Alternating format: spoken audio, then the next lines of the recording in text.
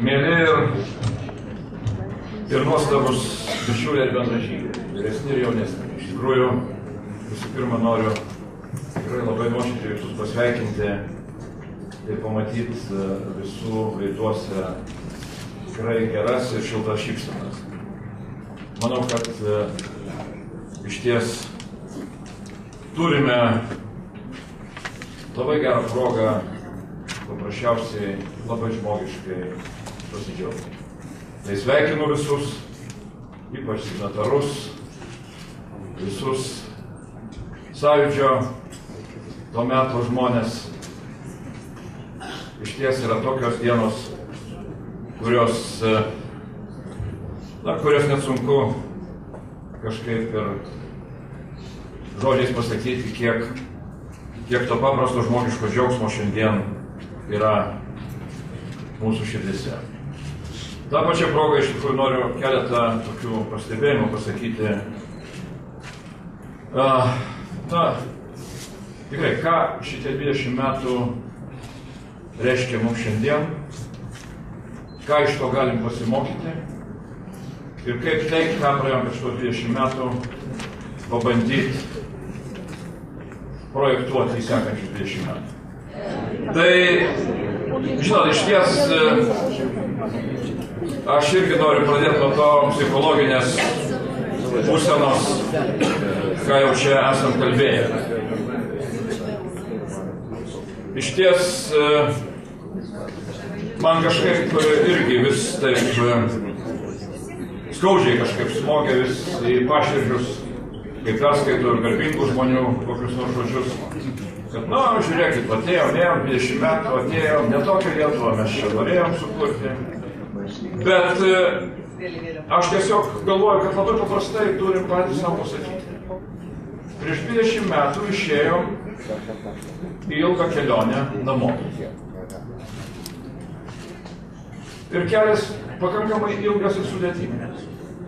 Bet mes žinom, iš kur išėjom ir žinom, kur norim ateiti. Tai skūstis ir verkšlenti dabar, kad dar neatėjo iki tikslo. Galima tik tada, jeigu esi visiškam rūke ir nebežinai, iš kur tu išėjai ir kur tu nori nueiti. Tai tada tikrai pasidaro labai skausminga, skaudu ir sudėtinga. Bet jeigu žinai,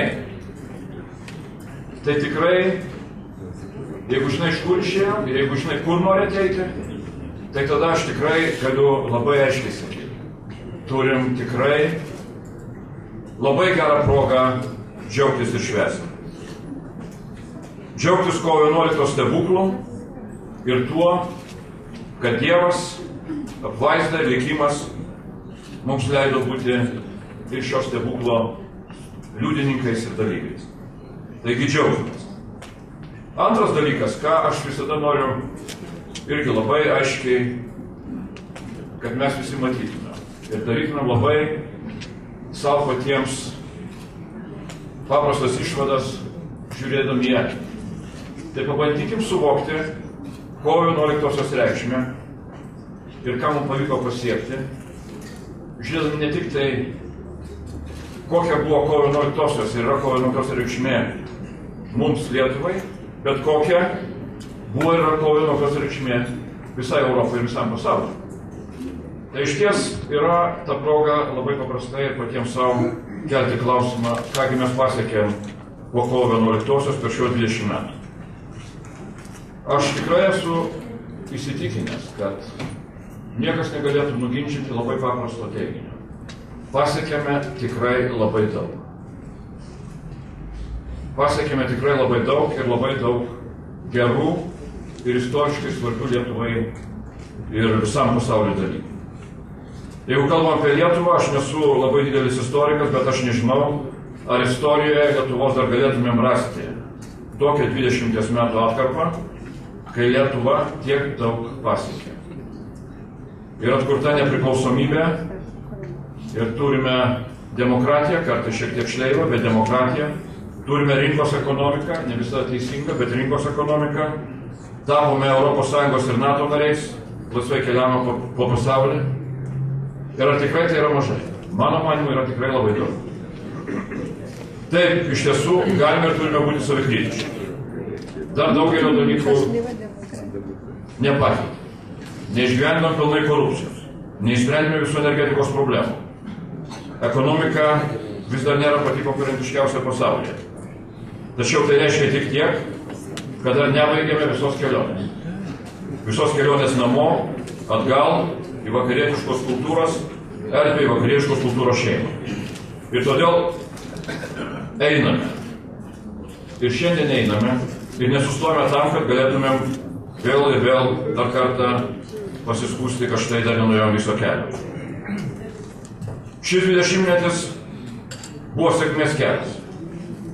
Iš ties tapome užsigrūdinę, nebijantys sunkumų ir iššūkių, lyginant su kitom šalim, tikrai dinamiški ir veržlūs. Nesame tobuli, nesame neklystantis, yra pasaulio šalių, kur gyvenimas galbūt yra ir sotesnis, ir lengvesnis, bet mes lietuviai. Emigruojame tam, kad grįžtumėm ir su patirtim, ir su pinigais. Tai vienas trūkumas, iš ties, kurio dar neįveikėm, tai vis dar nemokame tinkamai pasidžiaugti ir pasigirti tuo, ką pasiekėme. Ir turime džiaugdamiesi pagalvoti ir apie tolesnės perspektyvas.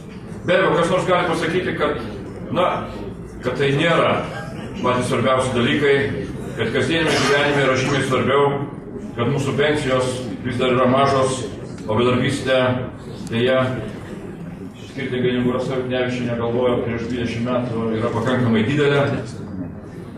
Bet skaudžios šių dienų problemos turi neužgožti tų paprastų suvokimo, kad 21 amžiuje Lietuvos sėkmę lems būtent tai, ar pajėgsime, ar būsime pajėgus atlaikyti globalią konkurenciją. O tokius sugebėjimus lems būtent tie faktoriai, apie kuriuos keletą žodžių ir sakiau. Ar turėsime išplėtotą būtent visiškai naujų komunikacijų infrastruktūrą. Ir čia aš tikrai turiu pasakyti, kad kai kurie dalykai man leidžia labai rimtai įsitikinus tvirtinti, kad sekantį 20-metį mes galime matyti kaip 20-metį, kuriame Lietuva dar ir dar kartą sugebės parodyti pasauliui, kad kovo 11-ąją prasidėjusi mūsų sėkmės istorija, mūsų kelionė atgal link namų, yra ir gali būti labai sėkminga. Čia yra Lietuvos dabartis ir čia yra Lietuvos perspektyva. Ir toje perspektyvoje mes matysim tikrai mūsų jaunąją kartą, mūsų jaunus išsilavinusius žmonės, einančius šiuo 21 amžiaus Lietuvos sėkmės keliu, ir tas jaunimas bus kitoks negu mes. Ir mes tą turim suprasti. Gerbėmieji, aš baigdamas noriu tikrai dar sykį pasveikinti jūs visus, mus visus su kovo 11 20-mečiu ir tą progą noriu palinkėti, kad po 20 metų mūsų jaunimas mus pakviestų kovo 11 minėjimą ir mes galėtume tuo metu pasidžiaugti, kad Lietuva jau yra tarp pasaulyje konkurentiškiausių šalių ir mes gyvename nebijodami iššūkių, nebijodami globalizacijos tendencijų, saugodami savo lietuvybę, bet kartu demonstruodami tai, ką prieš 20 metų demonstravome visam pasauliu. Demonstruodami pasauliui pačias moderniausias madas. Ar kaip Lenino paminklą nugriauti, ar kaip padaryti internetą visų mūsų kasdienybės gyvenimą. Ačiū labai.